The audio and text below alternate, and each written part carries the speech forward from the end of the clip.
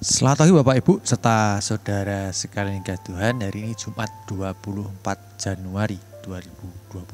Bersama kita akan mendengar sebuah renungan. Tapi sebelumnya mari kita berdoa. Bapa surga, kami ucap syukur Tuhan untuk hari baru di mana kami boleh diberi kesempatan yang baru. Biarlah hari ini boleh kami awali untuk kami boleh mendengar sebuah renungan dari buku Renungan Wasiat. Di dalam nama Tuhan kami Yesus Kristus kami sambut renungan ini. Haleluya, amin. Ya Bapak Ibu, judul renungan kita pada hari ini, tinggalkan kenyamanan demi sesama. Dari Nehemia 2 ayat 1-10. Saya akan bacakan yang kelima. Dan jawabku pada raja, jika raja menganggap baik dan berkenan kepada hambamu ini, utuslah aku ke Yehuda, ke kota tempat pemakaman nenek moyangku, supaya aku membangunnya kembali. Ya Bapak Ibu serta saudara sekalian, ini ada sebuah kisah nyata seorang pilot maskapai dari Singapore Airlines bernama Budi Suhardi yang mengajak keluarganya makan ke restoran mewah di Singapura. Ketika sedang menunggu pesanan, ia menyaksikan tayangan tentang keadaan anak-anak di Atambua ketika terjadi kerusuhan di sana, dan tayangan ini membuat hati Pak Budi ini tergerak. Lalu ia mengajak keluarganya mengunjungi Atambua untuk menolong anak-anak tersebut. Ia juga terpanggil untuk mengurus anak-anak yang terlantar itu dan mendirikan panti asuhan Roselin, dan istrinya berperan sebagai orang tua bagi anak-anak di panti itu. Dan setelah pensiun, ia pun tinggal di sana dan merawat anak-anak. Ya, Tuhan tidak hanya menggerakkan hati Pak Budi ini, tetapi juga hati Nehemia dari kisah yang kita baca pada pagi ini.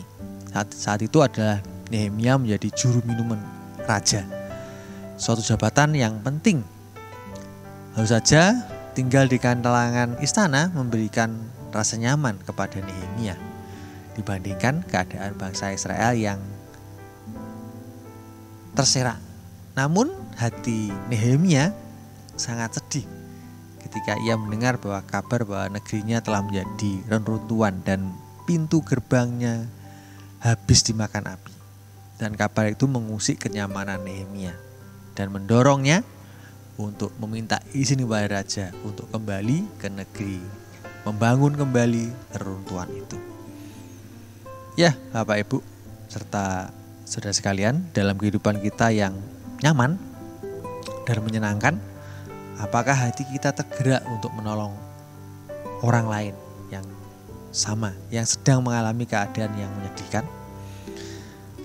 Mari kita belajar kepada Nehemia yang terdorong untuk mendorong kita juga tidak menutup mata kita terhadap penderitaan sesama. Dan mari kita bersedia berkorban untuk melakukan sesuatu yang baik bagi sesama yang membutuhkan. Ya, refleksi kita pada pagi hari ini, kedudukan dan kenyamanan bukanlah segala-galanya, melainkan perbuatan sesuatu bagi kebaikan sesama akan mendatangkan kebahagiaan sejati. Mari kita berdoa.